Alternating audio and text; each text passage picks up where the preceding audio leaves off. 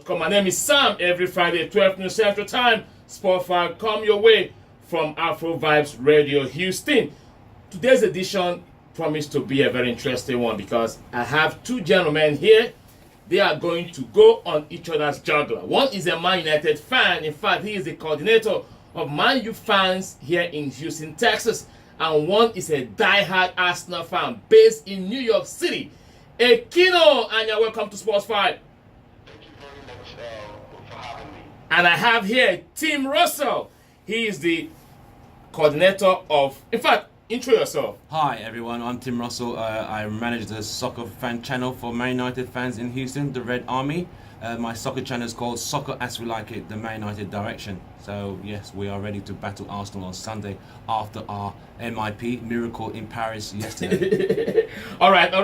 You guys should chill out. Okay, on today's edition, we'll also hear from Houston Dynamo defender Malone as he talks about their game this weekend against Montreal Impact. He also spoke to Sports 5 as regard their Champions League game midweek they lost to Tigres United here in Houston. Plus other stories from across the world will come your way on today's edition of Sports 5. My name is Sam once again. If you're just joining us, you're on the right channel. Sports 5 kicks off right now. All right, Ekino, we are in a WWE ring right now. Man U fan and Arsenal fan. Yeah, the big one will happen on Sunday. Arsenal versus Manchester United.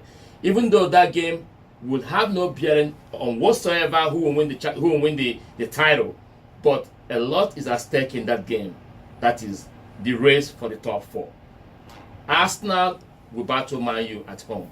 Man U yesterday in the midweek in the Champions League pulled off one of the greatest upsets, in the history of Champions League. I call it upset looking at the fact that Man U have been riddled with a lot of injuries. Even though Neymar has been out, for PSG, but going there in Paris was a tall order for Man U to overturn a 2-0 deficit, and they did it. So, Ekini, press your pause a little bit. Tim, let's talk about that game. I think globally, most people, in fact, even some United fans had kind of written United off and thought it's a Champions League game, let's concentrate on the EPL League and challenge for the top four. But as United and Ole Gunnar Solskjaer have known, we go with the United philosophy, which is we go, no mountain is too high to climb, we give our all, we fight to the very end, no retreat, no surrender, and we give United everything we got. So even though some fans doubted us so we don't get more injuries, we still went there to give our best. And that we didn't have the best, we had a lot of injuries, but we still went out there and gave our 100%. All right, talking about that game, even though Man U, scored 2 goals, beautiful goals, Romelu Lukaku got in the brace for United on the night. The third goal, people are talking about the inconsistency of the VAR. And I put up on my social media that it's good for VAR, but the fact is that when VAR favors your team, smile and be happy. When it goes against your team, also smile and be happy. Now, Man U fans are all smiling because of the VAR went their way last on the night. But when it goes against them, I don't see them whining on social media at all. So what is your take on the VAR controversy in Paris? In reference to the VAR, honestly, most of us who were watching the game, we thought, all right, we just thought it's a corner kick. And when the referee described the VAR sign, the square box, we thought, oh, okay. But we saw when Delort took the shot, it hits, we saw the guy block it, but not without after slow motion replays. We realized he used his hand to kind of deflect the ball. But with VAR these days, and we saw what happened during the World Cup, the inconsistencies of the VAR, even in the Champions League this season, it has been inconsistent. But as you said earlier, when it favors your team, it's good. But when it doesn't favor your team, there's a problem.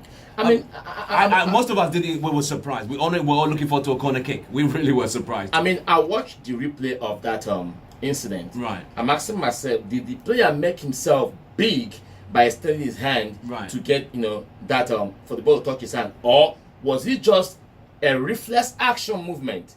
Because sometimes when players want to take a shot, you see some players either will turn their body or something. So was it that reflex action, or was it was that intentional, hand movement. Looking at it from all angles now, I don't think it was deliberate. I think it was a reflex action. He turned, and unfortunately for him, it hit his hand. So it looked like he deliberately tried to block it, but turned and it hit him. So UEFA rules are once it hits you, That's it. that's it. There's no way around. And the same thing happened in the Roma and Porto game. All right, let me bring in Aquino from New York City. Aquino, welcome to Sports 5. Thank you very much. All right, I want to hear your take as regard that VAR controversy in Paris. Like I said, was the player intentionally making himself bigger by extending his hand to block that ball, or was it a reflex movement? First of all, I want to state here that VAR is a good one for football, in that he has had in recent times to, sort out most of the controversies, especially, around the goal area. But with regards to yesterday, you and I know excellent that football is a reflex sport, and in the flavor in such a high intensity game, the first thing that comes to mind is to try as much as you can to block.